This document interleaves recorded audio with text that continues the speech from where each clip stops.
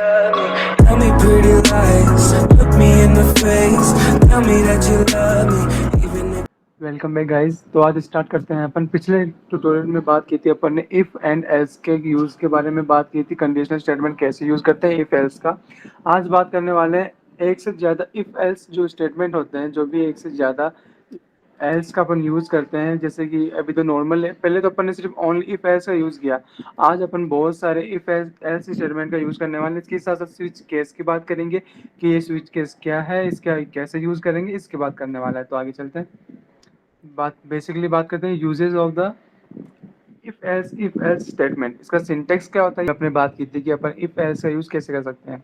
अभी बात करने वाले हैं एक्स्ट्रा इफ एल्स का। तो इसका सिंटेक्स, इसमें पहले सबसे फर्स्ट ऑल दिख रहा है इफ। पहले इफ की कंडीशन डालेंगे, अगर ये नहीं है तो फिर क्या, एल्स इफ। अगर ये भी नहीं है तो एल्स। इसमें भी जैसे पिछले में इफ एल्स में जैसे एल्स लिखना कंपल्सरी नहीं था, उसी प्रकार इसमें भी ऐसा नहीं है कि आप एल्स लिखो ही। इसमें भी आप ऐसे ही normal if and if else का यूज करके छोड़ सकते हो। Conditional if else can be written by using the conditional और टेररी ऑपरेटर्स। कंडीशनल, उसका सिंटेक्स क्या होता है, ये होता है। उसमें कैसे करेंगे उसकी बात करने वाले हैं अभी, कि पहले कंडीशन, फिर क्वेश्चन मार्क, फिर एक्सप्रेशन इफ ट्रू। ये अगर ट्रू है तो उसके लिए क्या कंपल्सरी है, अगर फॉल्स है तो इसके लिए क्या है। तो इसकी बात करने वाले हैं। जैसे प्रोग्राम लिखा उसमें अपन ने ये नॉर्मल प्रोग्राम है जिससे अपन इफ एल्स का यूज कर रहे हैं, कि इफ और एल्स का ही नॉर्मली। अब इससे आगे अपन और बढ़ते हैं इसके। जैसे कि मान ले जैसे कि मैंने किया कि इफ एज 18 से ज़्यादा है तो यू कैन ड्राइव। इसी के साथ साथ मैं एक और कंडीशन दे देता हूँ, क्या, इफ एल्स।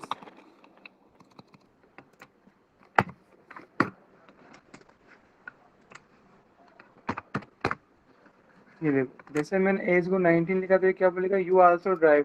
यानी कि मैंने कंडीशन दे ली। पहले ये कंडीशन चेक करेगा, फर्स्ट ऑफ ऑल ये कंडीशन देखेगा कि ये फॉल्स है, ये ट्रू। अगर ये ट्रू होगी तो वो आगे नहीं जाएगा। अब फिर आगे मैंने इसमें कंडीशन डाल दी कि 19 है, तो ये अगली कंडीशन में गया कि सब हाँ, आपकी फर्स्ट कंडीशन तो गलत हो गई थी पर सेकंड कंडीशन क्या है, ठीक है। तो ये चेक करेगा और फिर यहाँ पे पुट कर देगा। इसी प्रकार अपन और भी यह यूज करना चाहते हैं कि if else if else use कर सकते हैं। और ये नहीं, कंपल्सरी नहीं है कि आप इसका यूज ही करो, आप इसको कमेंट आउट भी कर सकते हैं। फिर भी अगर रन कराओगे, कंडीशनल की बात कर लेते हैं। कंडीशनल क्या होता है,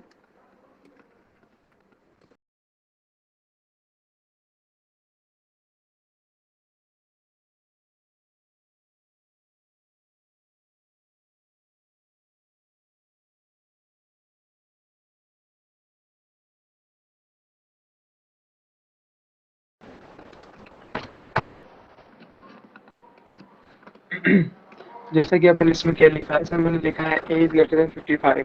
तो अगर ये कंडीशन ट्रू है तो ये वाला प्रिंट करा दो, ये जो मैंने कंडीशन दी है वो प्रिंट कराओ। अगर ये फॉल्स हुई तो अगली कंडीशन पे चले जाओ। इसीलिए अपना ये अपना कंडीशनल एक्सप्रेशन है, जिसे टेररी ऑपरेटर्स भी बोलते हैं। इसमें अपन नॉर्मली क्या देखा जाता है, ये तो होगी कंडीशन अपने की, जो कंडीशन क्या ट्रू कराना चाह रहा है, कि ये तो पहले कंडीशन लिखेंगे अपन कि एज क्या चाहिए, एज ग्रेटर देन 16 चाहिए, क्या चाहिए वहाँ पे। अगर ट्रू है तो उसके लिए क्या एक्सप्रेशन, अब आप क्या प्रिंट कराना चाहते हो, कुछ कराना चाहते हो, क्या स्टेटमेंट देना चाहते हो, वहाँ पे ये यूज होगा। इसके बाद में बात करते हैं एक्सप्रेशन की, कि अगर फॉल्स हो तो उसके बाद में यहाँ पे लिखे जाएंगे। आगे चलते हैं अपन स्विच केस पे। Switch case क्या है? Switch cases is used when we have to make a choice between number of alternative for a given table. अगर अपन को टेबल दी हुई है कोई प्रॉपर, यानी कि कोई भी स्विच केस के लिए अपन को कुछ नंबर दिए हुए हैं कि आपको 1 2 3 और 4। अगर ये 2 नंबर आ गया तो इसके लिए आप क्या प्रिंट करना चाहते हो, ये केस 3 आ गया तो इसके लिए आप क्या करना चाहते हो, और नंबर 4 आया तो आप क्या प्रिंट कराना चाहते हो, क्या कंडीशन देना चाहते हो, उसके लिए अपन स्विच केस का यूज करते हैं। तो इसका सिंटेक्स की बात करते हैं अपन।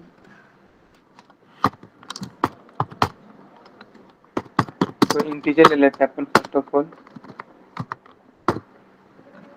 अपन एक क्विज कर रहे हैं जिसमें क्वेश्चन ये है कि आपको ग्रेड मिली हुई है किसी, यानी कोई ग्रेड मिली है आपको।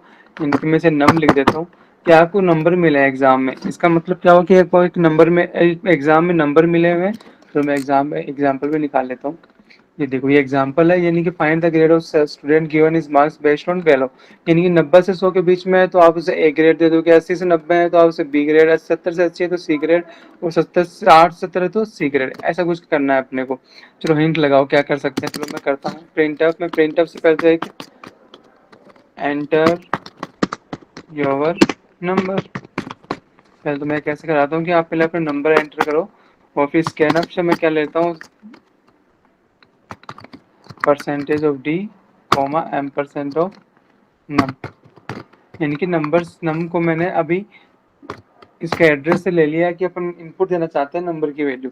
चलो बात करते हैं, अपन इनपुट दे दिया, अब क्या करें, अब मैं कोई भी एक वेरिएबल ले रहा हूँ, पहले इंटीजर ए ले रहा हूँ मैं कोई भी, उसका मैं लेने का मीन्स क्या हुआ कि मैं ए इक्वल्स टू क्या करूंगा, एक हिंट दिमाग में ला रहा हूँ कि मैं कैसे ला सकता हूँ, कैसे क्या ग्रेड को करना चाह रहा हूँ, कैसे करूँ कि जैसे मान लो कि मेरे पास नंबर है 98, अब इसको 9 से 10 के बीच में बनाने के लिए क्या करूंगा, यानी कि मेरा नंबर है 98, अब इसको 9 से 10 के बीच में बनाने के लिए क्या कर सकता हूँ, मैं इसमें 10 का डिवाइड करूंगा तो ये को मेरे को 9.8 देगा, 9.8। अब इसका इंटीजर पार्ट क्या है 9, अब मेरे को ऐसा कुछ चीज़ है, यानी कि 9 से लेके 90 से लेके 100 के बीच में अपन इसका डिवाइडेशन कराएंगे तो मेरे को क्या देगा 9 देगा ऑब्वियसली, यानी कि 100 पे 10 देगा, बट और की जगह तो 9 ही देगा ना अपने को इंटीजर वैल्यू। तो इसलिए मैं हिंट लगा रहा हूँ कि ए अगर नम को डिवाइड कराएंगे अपन किससे 10 से, तो ये अपने को ऐसी वैल्यू देगा जिससे अपन ग्रेड्स बनाने में कुछ आसानी हो जाएगी। जैसे मैं अभी बना देता हूँ पहले,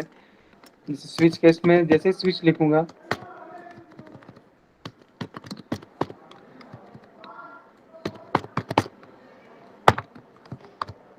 स्विच केस में पहले यहाँ पे स्विच लिखेंगे। अब यहाँ पे कंडीशन क्या चेक करना चाहते हैं, एक्सप्रेशन, यहाँ पे क्या आएगा एक्सप्रेशन, कि आप चेक क्या करना चाहते हो। फिर अब आपका सबसे पहले केस फर्स्ट आएगा, तो केस फर्स्ट में अपन क्या दूंगा, मैं 10 दे दूंगा। केस फर्स्ट में 10 का देने का मीन्स क्या हुआ,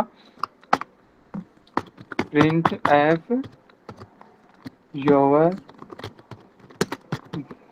ग्रेड इज फुल, यानी कि 10 का मीन्स 10 कब आएगा सोचो, एक बार 100 में डिवाइड होगे तभी तो आएगा ना 10। अब ऐसे मैं इसको कॉपी पेस्ट कर लेता हूँ एक बार,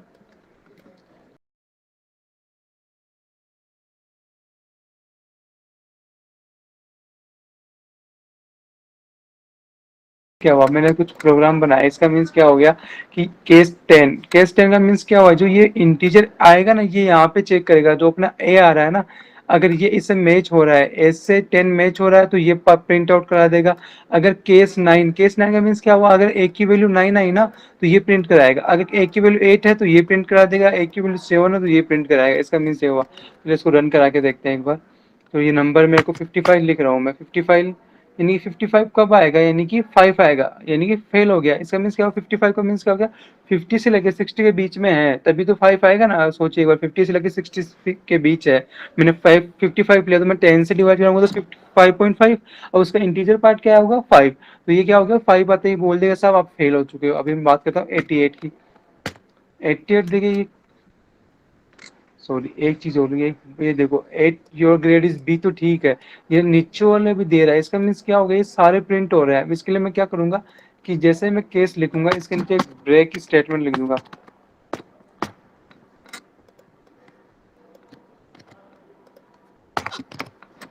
यानी कि जहां ब्रेक कर देगा ये स्टेटमेंट के बाद। चलो हो गया, अब रन कराते हैं एक बार। अब मैं अब लिख 88, देखो 88 करते क्या हो जाएगा, ग्रेड इज बी। 88 का मीन्स क्या हुआ, 88 कब आएगा, जब 88 में 10 से डिवाइड करेंगे तो 8.8, उसका इंटीजर पार्ट क्या हो गया 8, तो 8 आते ही कि ये वाला प्रिंट करा देगा। इसी प्रकार एक एग्जांपल और ले लेते हैं, 50 क्या 66 ले रहे हैं, 66 ले रहे डी ग्रेड आएगी।